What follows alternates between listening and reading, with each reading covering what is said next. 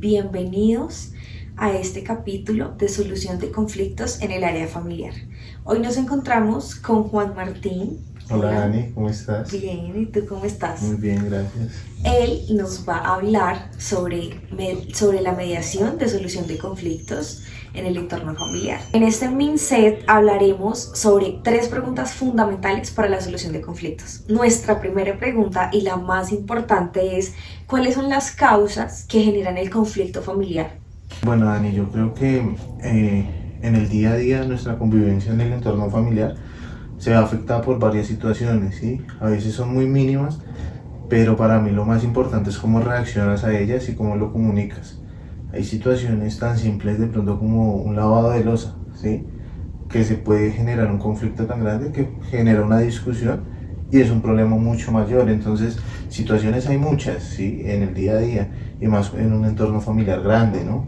Hay situaciones económicas, hay situaciones ya de pronto en la parte profesional, ¿sí? En cada entorno. Entonces, lo importante es cómo reaccionamos a esas situaciones para que de una situación muy pequeña no se genere un conflicto muy grande, ¿sí? Entonces, claramente las principales para mí serían en un hogar funcional, situaciones financieras. Yo creo que son las que más llevan a desacuerdos, a disgustos, a peleas, ¿sí? Eso es como lo principal. Importante es saber reaccionar y comunicar esas situaciones. Y saber hablar, ¿no? Expresarse. Exacto, Pienso que es algo total.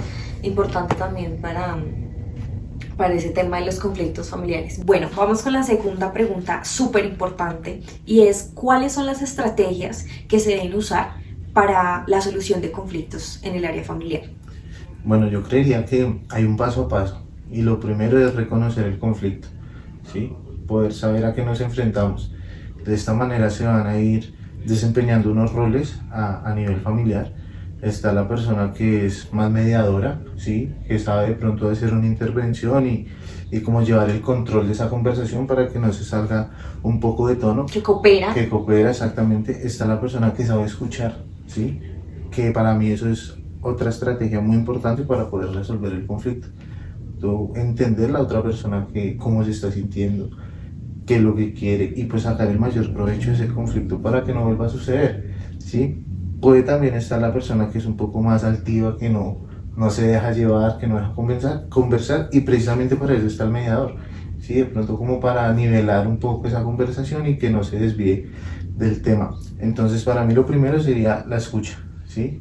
La escucha, bueno, después de haber reconocido el problema, empezar por la escucha, tener una comunicación asertiva y buscar de alguna manera la negociación, de llegar a un punto en el cual se pueda pues resolver equitativamente ese conflicto, ¿sí? Generar un acuerdo. Exacto, generar un acuerdo. Entonces, esos serían como los pasos que seguiríamos, ¿sí? Entonces, reconocer el conflicto, escucha, comunicación asertiva y negociación. Esos serían mis 4 tips. Y claramente estar siempre en una posición de cooperación. Una buena disposición es importante. Por eso también a veces es mejor dar un espacio, un aire al conflicto en el momento cuando se genera, pues está un poco la temperatura caliente, ¿tú me entiendes? Entonces es bueno darse un aire, buscar un mediador y ahí sí de pronto llegar a esa negociación.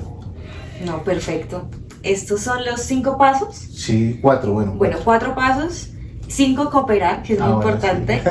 Para solucionar los conflictos en el área familiar. Bueno, nuestra tercera y última pregunta es: ¿cómo lograr un compromiso para obtener un beneficio mutuo?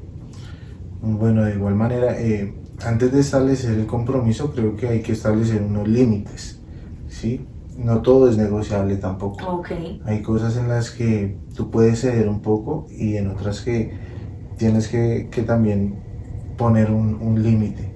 Entonces, yo creo que a partir de esos límites ya se puede empezar a hablar un poco más, ¿sí? De cuáles son las acciones y de qué manera se va a llevar a cabo de pronto la solución de ese conflicto, ¿sí? Entonces, en medio de esa negociación que hablábamos en la anterior pregunta, es donde se van a poner esos límites. El compromiso no es ceder a todo, sino generar unos acuerdos. Ok, ¿sí?